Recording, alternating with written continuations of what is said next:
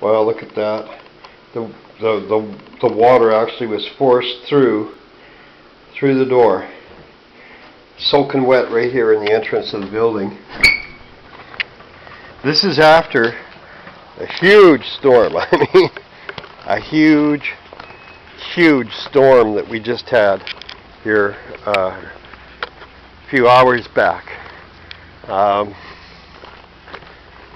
mean, we were getting like, the trees were bending horizontal. I caught the tail end of it when it wasn't as strong. It was so incredible that I didn't even think about grabbing my camera. I just stood at my window and I just watched these trees bending, 60, 80-foot trees bending horizontal,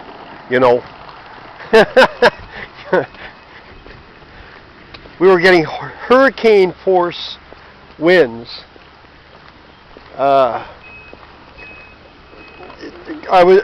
Vehicles were being blown, sideways off the roads, like it was really something to see.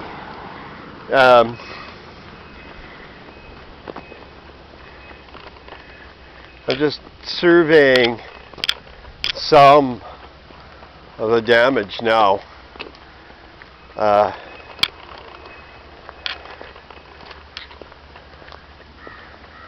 It's not so bad, it doesn't look to be so bad, but this far north we don't get like a broken tree branch. The leaves still on it. We don't get tornadoes normally. I mean, I haven't heard of tornadoes this far north. 20 years ago, we kind of thought like tornadoes. Maybe 30 years ago. You get older, forget how quickly time flies. Some kind of marker blowing away in the storm. Here is I guess that's some kind of a meridian marker or something. I don't know. Just looking at some of the devastation. Guess the town got a good cleaning. Fallen tree in there. I'm actually amazed how the trees how they held out. Really flexible, bent right over, and they still managed to hold out. See, there's a lot of trees that did fall, but for as many as survived it, it's actually pretty surprising. Tough trees. But 30 years ago, we hardly ever heard tornadoes, even in Alberta. I mean, definitely 40 years ago, this was something that, we all thought happened in the United States. Here in Alberta, I mean, we get the occasional little dust devil, but not a tornado, picking up houses and carrying houses away. That was, Wizard of Oz material. Not here.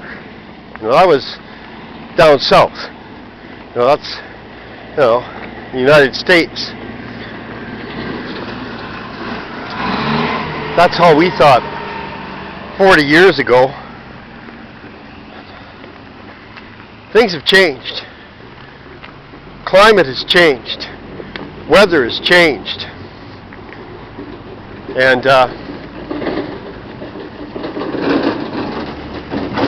I know, it really has. It's just amazing, really, when you think about it. But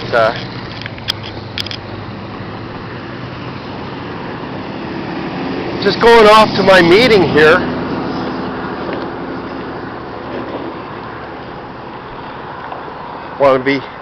I'd like to be on time for my meeting, I'm making an effort to be on time for my meetings. sometimes that's a bit of a challenge. But I wanted to say something before I closed out here. There was something on my mind. That's about talking about what people think. Let's see, how am I going to address this? Just give me a moment here. I'm going to collect my thoughts. Just looking at the condition of my little town. You know, despite all the wind and everything, it looks like to me it didn't turn out so bad. You know? Anyway, I just want to leave a little something with you. People think, why does it matter to me what people think? What people think matters to me because this is the world I'm leaving behind for my children. And I do care about the welfare, see all the broken tree branches, of my children, you know, and their children, and people, okay? I do care. And what others think impacts us. It impacts our value system. It impacts the way we live. It impacts our morality. It impacts our ethics. It impacts society in general. So I do care what people think. You know, I mean, it's easy to say, I don't care what people think. I don't care. And, you know, I mean, there's a grain of truth in not getting all hung up over what others think about you. You know, if that's going to stop you from doing something ethical or doing something moral or doing something decent, you know, what others think about that should not matter if what they think is, you know, oppositional to doing something that is beneficial for all of society.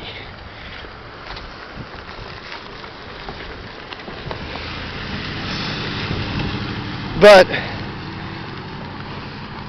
apathy, not caring at all about what other people think, is not the answer. I know I used to cop an attitude like that. I didn't care what anyone else thought. I was just going to do my own thing, you know? But that's not the answer. We need to care about what other people think. We need to try to influence what other people think if we want positive change to occur on this planet.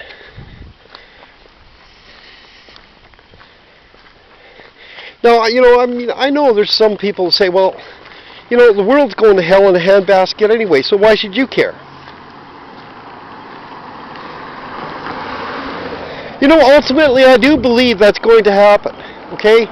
Ultimately, I do believe there's going to be a reckoning, all right? I really do believe that. You know, people have all kinds of names for it, you know, apocalypse or whatever, but I do believe that time will come. It's the remnant. It's those who think differently, who want a better life. Okay, those are the people I'm most concerned with, and I'm hoping that my children will adopt this view, a better world, a better life, you know, and a relationship with our Creator, because we have a Creator.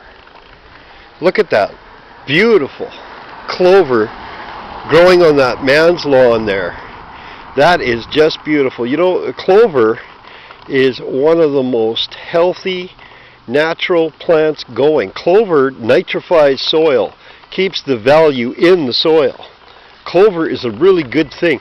There's a reason why deer eat clover. Clover is very nutritious. You could make food out of clover, believe it or not. Clover is also a very good source of honey. That's why bees prefer clover flowers. I can just go on about the benefits of clover, and it's so nice to see that some people actually understand the benefit in having clover growing in front of their home. That's a good thing. All right, I'm off to my meeting. God bless you. Thank you.